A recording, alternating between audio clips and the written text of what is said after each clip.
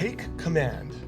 Okay, now that you have this space and the confidence and the wherewithal to understand the relationship, and also that what you want wants you, okay, predicating that, now you're going to take command. Okay, you are going to take charge. Okay, you're going to step into the role of the unconscious whisperer. Okay, it's up to you to train. So you're going to take command right now. And we're going to start by saying you are the operant power. Okay, you are the operant power. You have the ultimate authority over your own reality. Don't ever forget that. You have the ultimate authority over your own reality. Don't give your power away to chance or your shitty boss or your negative account balance or the person who upset you on the road. Don't do that, okay? Take control, be firm, conduct your power from a position of love, okay? Elevate your energy to confidence. Confidence, by the way, okay, is faith. Being in command takes used to. It's not easy for everybody, but again, it is a skill that you can learn, okay? Being in command takes used to in many aspects, okay? I, as a child, learned to be in command fairly early. I first learned to be in command in Boy Scouts. Actually, it was in Cub Scouts before that. I had to lead activities and projects. I was an assistant and then a patrol leader later on in Cub Scouts and subsequently Boy Scouts. I also learned to lead as a JPO, a junior police officer in 5th and 6th grade. In my career path, I've ran federal grants. My discipline at the university, I manage teams, I work with teams, I've produced and managed large events for several hundred people across different campuses, leader in my family, and it's a skill that I've developed over the years, okay? And if I can do it, so can you, as I'm actually quite introverted, to be honest.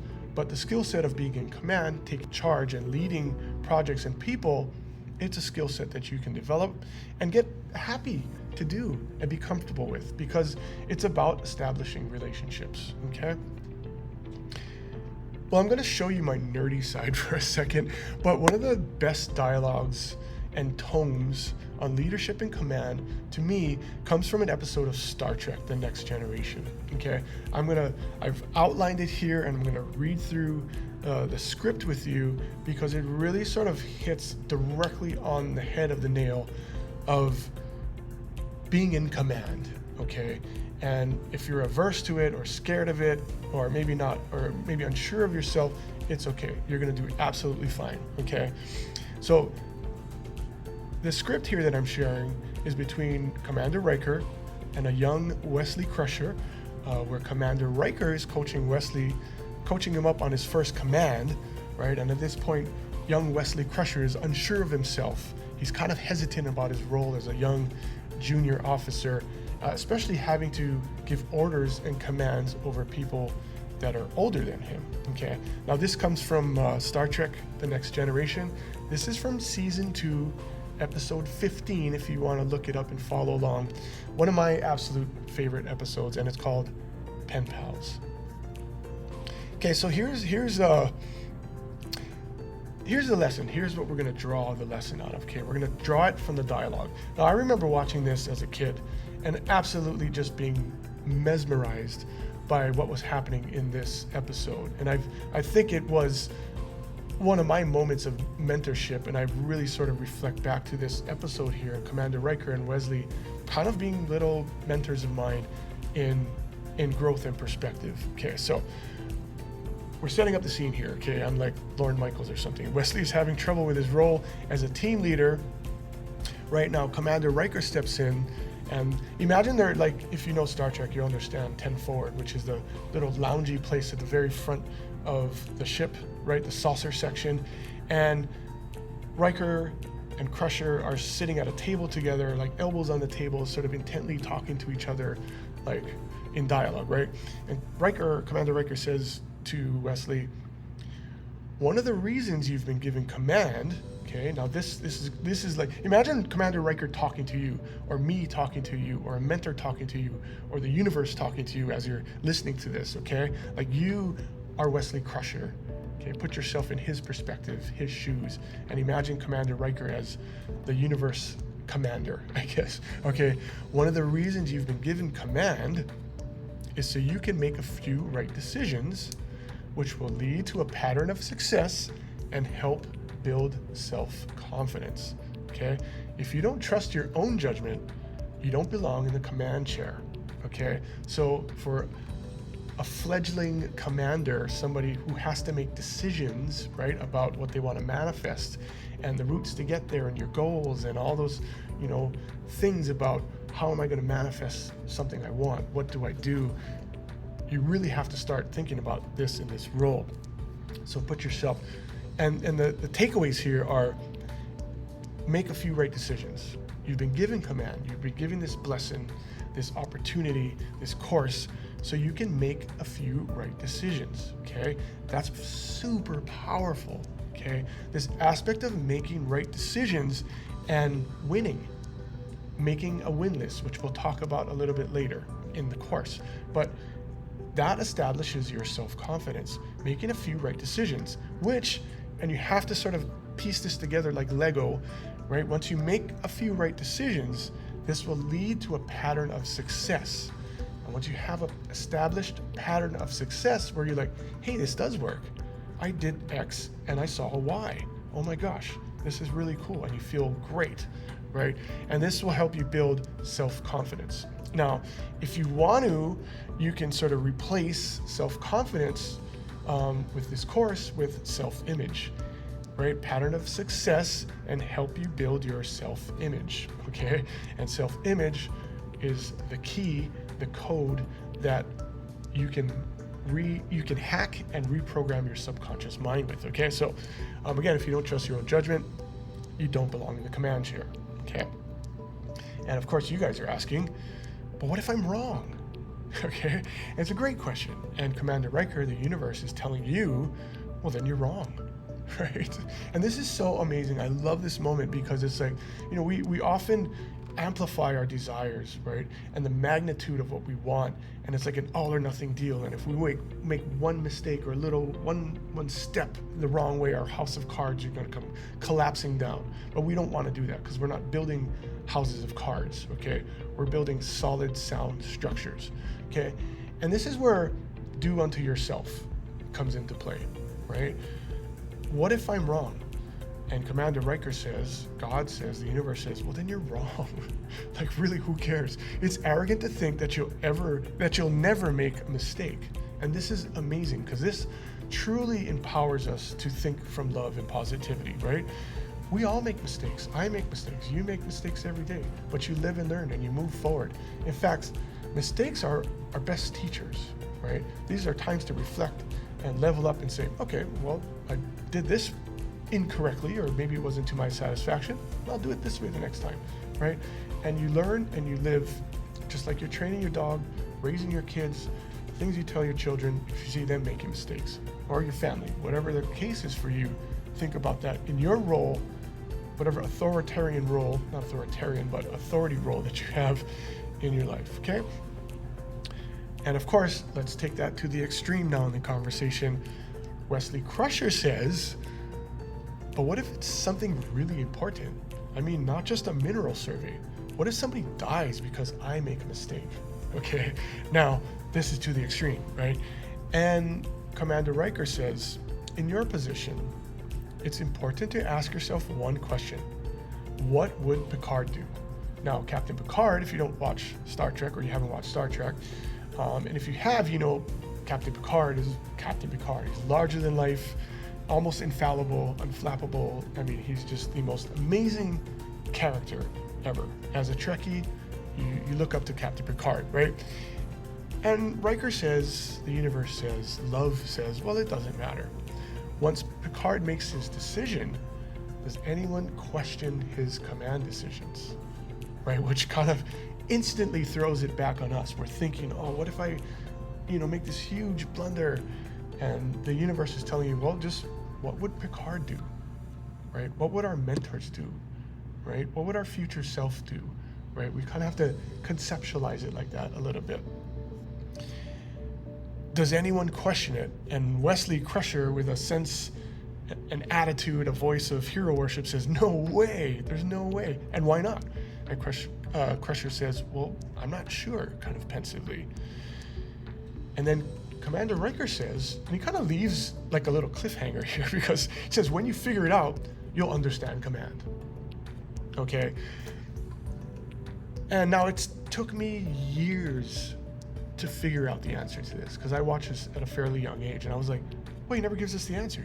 He just like F's off, and the episode continues in all these different directions. But it took me years to figure out the answer to this is simply that whatever decision we make is the right decision.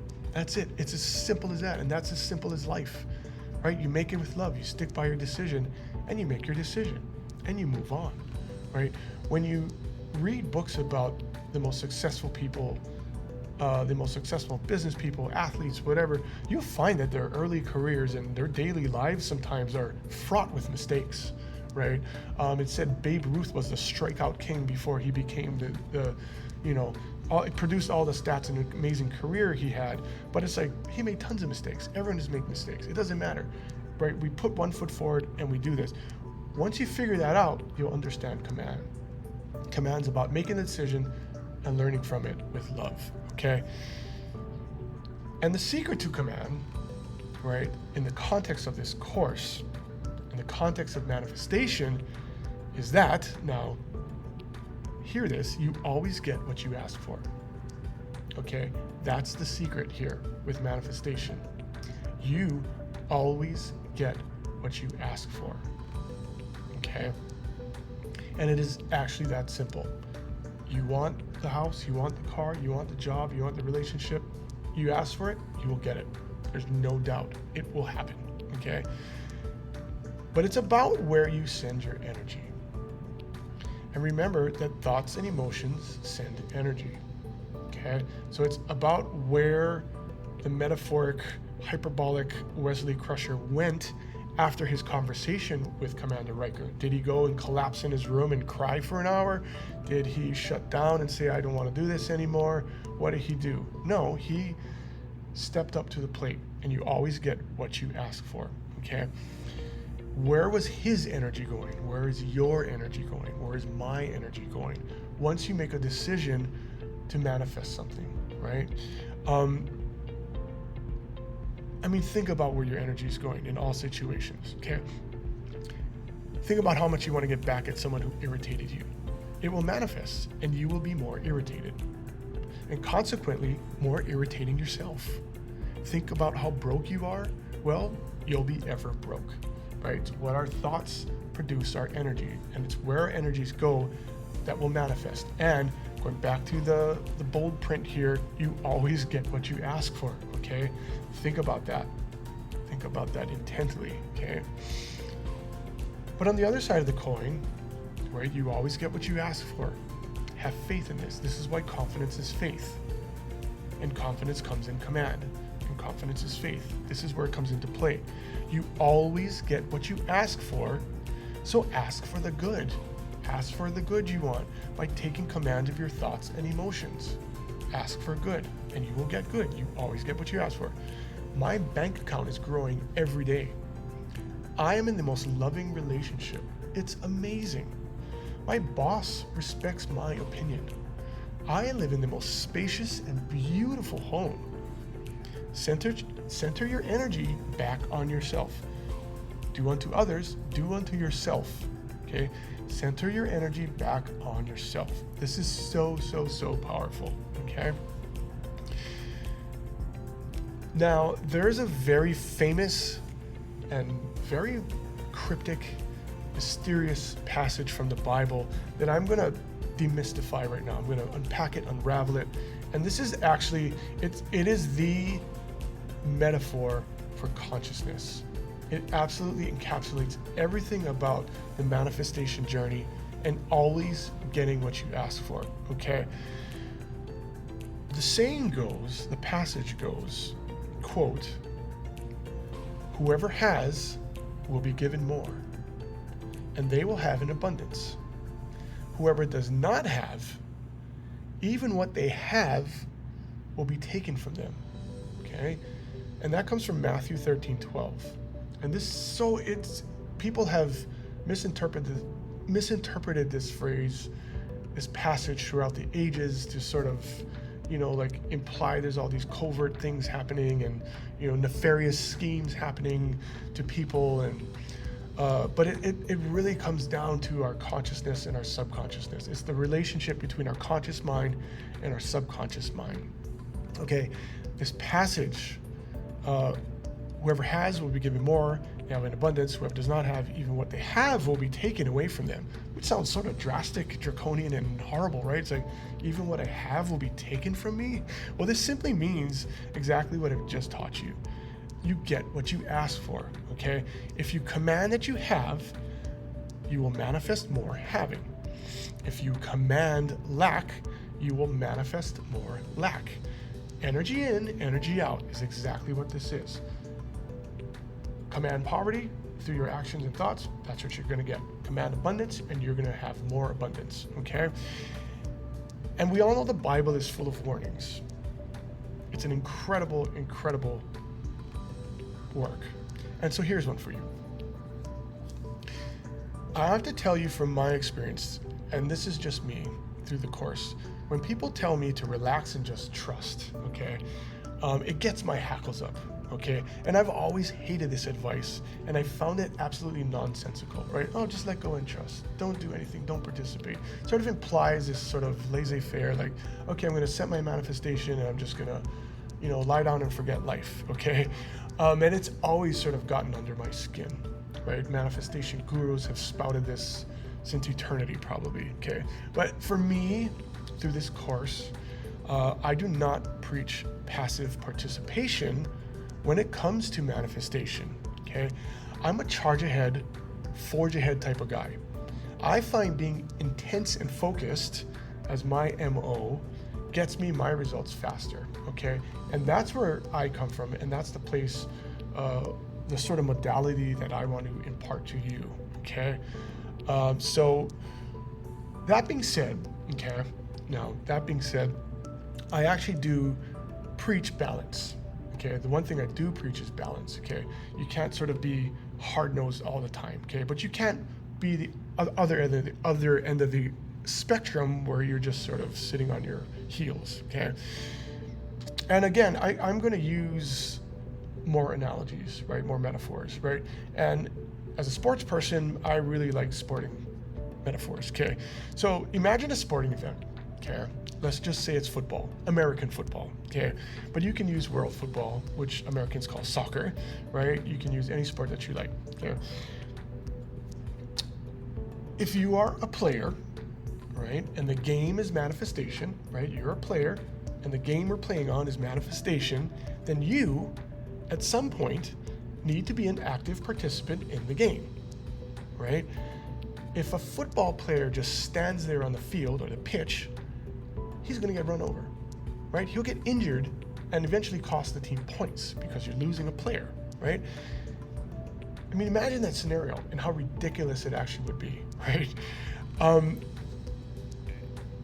He would be useless and non-contributory, okay?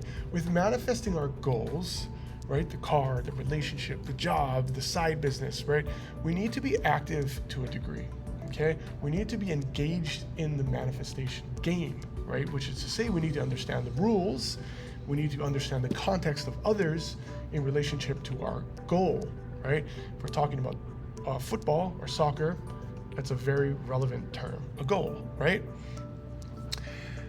However, okay, using that sort of paradigm right here, let's stretch the analogy all the way to the other end, right? Let's use the other extreme instead of the player just standing there, okay? Now imagine a football player not trusting his training, okay? So instead of just standing there, he's not trusting his training, not, following what the coach told him to do. And now, in the other extreme, the other sense, he's trying to, instead of just stand there, play every position on the field and running around like a crazy person, like a chicken with his head cut off, right? Chasing the ball like a madman, and just running around and trying to be everywhere at all places at the same time, okay? I think that person would actually be penalized, benched, and eventually cut from the team if that behavior persisted. And such is life, okay? And this is why I came back to balance. Balance. Balance. I say this because we as human beings tend to romanticize reality, okay? It's like saying, once my dream person comes to me, all will be well and I will be happy. Again, no, okay?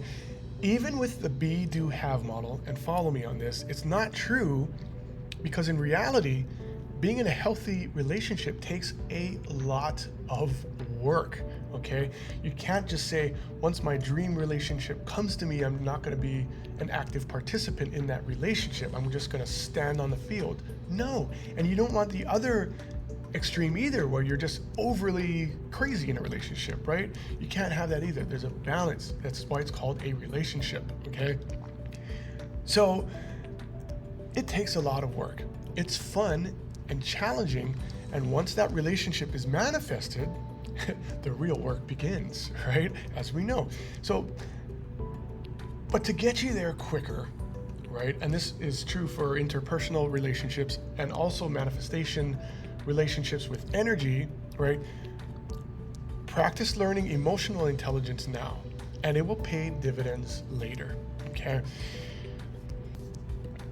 Now, let's stay on the TV series episode script theme to bring home the idea of balance and command, okay? So this example comes from another gem of a TV series called MASH, okay? And I grew up watching MASH, loving MASH. And this comes from an episode called Commander Pierce from season 7, episode 1. So this is a quick one, not as long as the Star Trek one, but here. This brings home the idea of command very, very efficiently. Okay, so Hawkeye, who is Alan Alda, who is the lead surgeon, Hawkeye Pierce, and the dialogues between Colonel Potter, who was played by Harry Morgan, and they're dialoguing, okay? So the setup here is that Colonel Potter, who's in command of the MASH 4077 unit, is away. He's went to a conference or something, and so he leaves Hawkeye Pierce in charge. Now, Hawkeye Pierce is anti-command. He's kind of this loose, sort of freewheeling spirit that, you know, just bucks at authority at all turns. But he's funny and he's humorous and he's very sort of, you know, intriguing as a character. So everyone is sort of like at ends or at wit's end with Hawkeye, because he's sort of taking the job, you know, in a direction that they didn't expect, or it's very non-traditional, let's just say. And people are unhappy about it. And Colonel Potter gets back and now has to deal with the fallout, right? And he's sort of trying to talk to Hawkeye, who feels disgruntled about the fact that people aren't listening to him, but he's actually not being a great commander, so nobody's listening to him, okay? And so now Hawkeye, in this moment of almost delusional questioning, says to Colonel Potter, the commander who has just come back, "Why aren't you helping me? You should be right in the middle of this." So there's this huge argument going on in the tent where everyone's jumping on Hawkeye and looking for Colonel Potter to sort of get his back, right? But Hawkeye's like, doesn't see the reality. He doesn't see the truth of what's happening around him. And so he's looking at Colonel Potter to validate him and back him up, because everyone's jumping all over him, right? It's like, why aren't you helping me? You should be in the middle of this right now. You're the commander. And with wit and sagacity, Colonel Potter says, and I'm acting like one, right? And this is where you come in to put yourself in the position of master manifester, right? Person who is always manifesting all the time, right? Your energy in, energy out, right? You're putting yourself in this position right now, in this conversation. And this is also a moment of mentorship for you, okay? And I'm acting like one, okay? I'm staying out of it till I'm needed. It's all in timing. There's a time to step in and a time to back off. Pull the reins too tight and the horse will buck, okay? This is exactly what command is and how we are to synthesize command and balance, okay? It's all in the timing, right? He's acting like a commander. I'm staying out of it till I'm needed, right? And there's a time to step in and a time to back off, right? With our manifestations, there's a time to pull the reins tight and time to let the reins out, right? pull the reins too tight and the horse will buck. Our manifestations will buck. The energy will buck back against us, right? It's all in the timing, and we're going to learn about timing. So important when it comes to the manifestation process, okay? And your level of unconscious competence, okay? Once you get there, you'll understand this and know this. You may be consciously competent at a point, but when you're thinking about this and dialoguing with yourself through things, but you have to learn the balance, okay? So this is true of leadership in general, and no less true in command of your reality. Okay, you are in command of your reality. You are the operant power. So let's recap, tie it together before moving on to the next perspective or technique. Okay, so 3 things. Manifest with a mindset of love. Okay, energy. Take command of your manifestation with balance.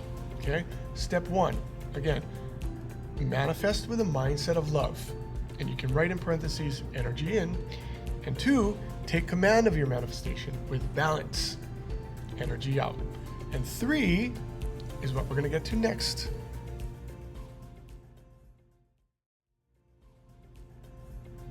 And this is called get excited. Okay, this is where you're going to bring your emotions in, right? I can't wait. Anticipation as expectancy, like a friend or lover about to show up. Put yourself in that mode. Get excited that your goal, what you are manifesting, is already here. Like you just ordered something off of Amazon, right? You don't keep checking to see if it will come or not. You know it will come and are excited because in your mind's eye, you can already see and feel the emotion of having it. And it just makes you go, woohoo, right? Everyone loves that package that arrives, okay? And your manifestation, your goal is your package, and it's coming. It is there, right? Again, patterns of success, knowing when to pull the reins in and out, and balance. And it'll arrive. It's there. We are always manifesting, and we always get what we ask for, okay? So once we have a few right steps, leads to a pattern of success, it will build up, level up our self-image and our self-confidence, okay? So always be on top of your manifestation.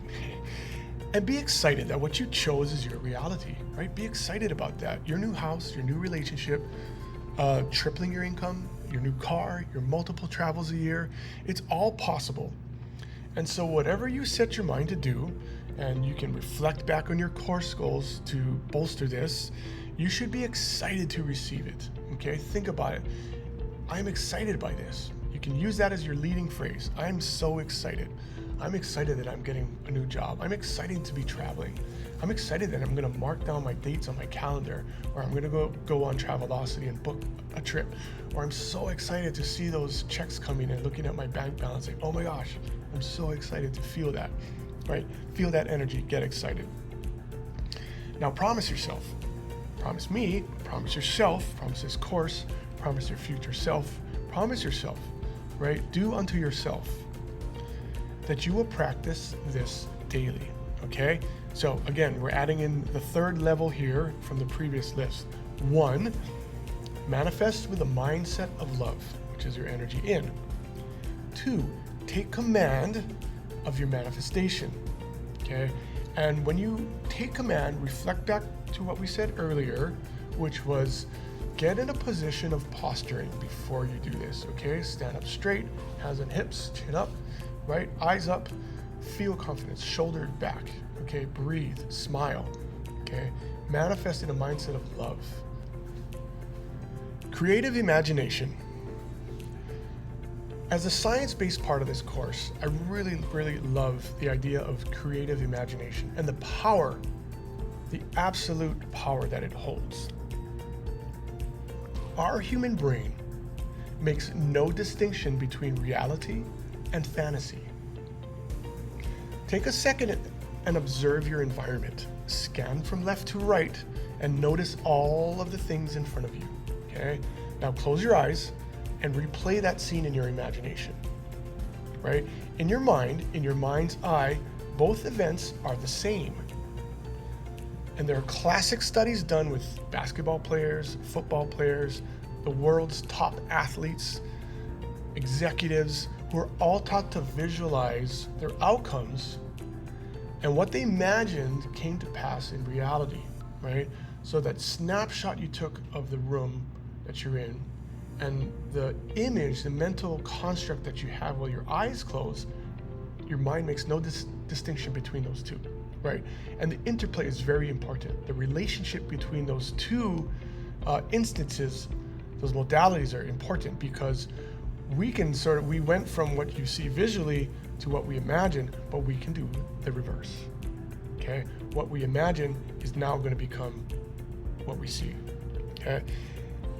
And the classic case when it comes to visualizing the power of premeditated visualization is that 1995 Harvard University study where they had groups of people playing the piano, okay? And one of the groups were asked to play piano, the other group were asked to sort of sit and imagine themselves playing the piano, actively, physically playing the piano, right? With no piano, right? And of course, they had a control group. And now all of the groups had their brainwaves monitored. They monitored their brainwave activity. And what they found, and this is the kind of cool part, there was virtually no difference in the neuron firing patterns between the group that actually played the piano for real and the group that imagined playing the piano. Their neurons, the neural pathways were lit up in the exact same or near exact same way between the two groups. And what this tells us is that our imagination is reality, right? It's creative imagination. And your imagination is perhaps the most powerful tool that you have. In your arsenal of tools and skills, your imagination for you now should become sort of at the top of the list, right? It is the most powerful tool that you have, okay? And when it is coupled with emotion, you will become unstoppable. Everything in this world that you see around you, from notions to ideas to things, existed at some point before it was a physical construct. It existed in somebody's mind, in their imagination. They said, I'm gonna fly, or I'm gonna make this thing and it's circular in shape and we can put things on it and it'll roll without us having to carry it. And somebody said, yeah, right. And then somebody invented the wheel and it's like, oh. And it's so simple, right? This is the part that is so beautiful about our imagination, right? That we all share in it, yeah? And when somebody invents something so revolutionary, you think, oh, why didn't I think of that, right? And that's the power of creative imagination, right? So it is the most powerful tool you have. And that should inspire you to really think about, we're not sort of sidelined and other people are crazy smart inventors and we'll never aspire to that level. Absolutely not. We all share in that universal power, right? And the fact that somebody did it means that you can do it. And I bet you, if you sat for 5 minutes right now and thought about something that you invented or a unique thought that you had that you shared with somebody, right? Or a way of doing things that you even now might think, oh, I could improve upon that. You did the same thing, right? You did the same thing as inventing the wheel or flying a kitty hawk or something else, okay?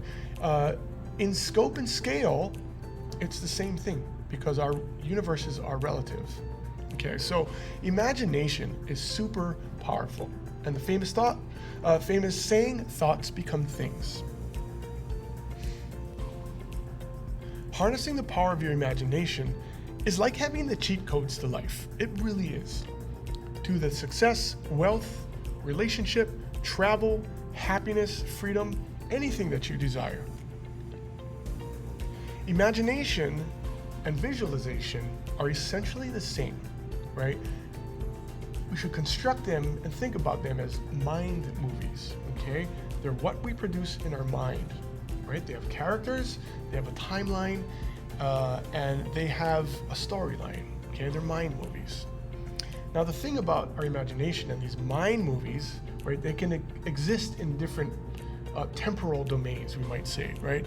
They can occur in the past as memories, right? A mind movie, a memory that comes to life about something you did, right? Or they can exist in the future as daydreams, right? What we're thinking about, fantasizing about, right? Thoughts of the future. Oh, I want to do this, right? From big hopes and dreams and goals to what you want to have for lunch later on, okay? These are mind movies. They're our consciousness speaking. It's our imagination. And through imagining things, we're visualizing those things in details, right? But I also want you to consider, right, that thoughts of the future and the daydreams of life can be recast, okay? To use movie parlance, right? Like a mind movie. You have a movie that exists in a memory or maybe a recurring fantasy about the future, but you can change that. You can recast it. You can change the movie, okay? And you can do it as future memories, okay? Now, when we think of the term memories, we naturally associate it in the past tense, right?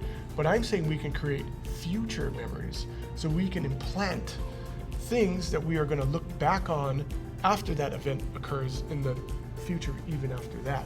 So we can create future memories that we're going to look back on, right? We're looking at them in the future now, but if you want to see time as non-linear, then perhaps it doesn't even matter, right? And we can look at these things as future memories, right? I do this all the time. I'm looking at myself after my manifestation event thinking, oh my gosh, that was amazing. This house is so beautiful. Oh, this car is amazing. Oh, this situation is just how I planned it to be, right? You're looking back after the event in the future, saying how wonderful it was. This is a very, very powerful mind trick, okay? And again, our mind's imagination will not distinguish the difference between you closing your eyes and imagining yourself taking a sip from your coffee cup and actually picking up your coffee cup and taking a sip. This truth is what allows the same laws governing imagination, right? The law of attraction and assumption and reversibility to apply to both the coffee cup and Elon Musk going to Mars. Same principles, same thing. The power of the imagination can visualize you taking a sip of coffee or taking a step or going to Mars or inventing the most radical, life-changing thing ever, okay? And you can use your imagination right now to do the same with whatever you are designing to create, whatever you are desiring to do, right? If you can accept the coffee cup is real, you can accept your new house is real. You can accept your new job is real. You can accept your new relationship is real, simply with your imagination. So caveat time, okay? Now that I've taken you to that point, imagination and visualization work with emotions, okay? So you can picture this mind movie, but you gotta give the oomph to it, so to speak, okay? You gotta put the energy in with the emotions.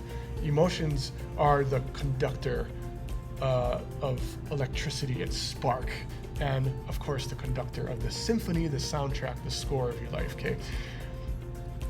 Like you need to have operators linking or defining variables in an algebraic equation, right? Your emotions are the quantum operators in the manifestation equation, right? We can have a simple algebraic equation, but if we introduce variables or operators that exist in front of things, it really multiplies what happens, right? So back to energy in, energy out. Here's where I differ a little bit from the mainstream. I believe that the strength of your emotions, the strength of the emotion has primacy over the quality of the emotion, okay? And I believe that the stronger the emotion, the higher the energy input, the stronger the results it will manifest, okay? Irrespective of whether it's a good emotion or a bad emotion. The volume, the intensity takes primacy over the quality of the emotion. So I don't necessarily believe that the quality of the emotion has to be only happy or only joyful when it comes to manifesting. As long as that emotion has a higher energy input and is coupled with the appropriate thought, it will manifest more quickly into reality than a lower intensity emotion with the same coupled thought. Okay, now you can look at this chart I have here, which sort of speaks to what I just said. Okay, helps to look at it visually. Emotional quality is akin to a wave's frequency, right? And emotional intensity is akin to a wave's amplitude. Okay, science tells us that the larger a wave's amplitude, the stronger it is, irrespective of the frequency. Okay, and our brains, going back to earlier lessons, are electrochemical in nature, which basically produce electromagnetic waves of varying intensities and varying frequencies in the form of thoughts and emotions. Okay, this is the neurological reality of our brains behind the scenes. They produce electromagnetic waves. Okay, and those waves have frequency and amplitude. Okay, and when we're talking about emotions, right, we have frequency and amplitude. Okay, now power of emotions, more important than quality of emotions. Okay, in the next level, you're going to learn how to harness and amplify these emotional frequencies, and even more through the power of somatics, kinesthetic body awareness, and posturing. So let's get to the next lesson.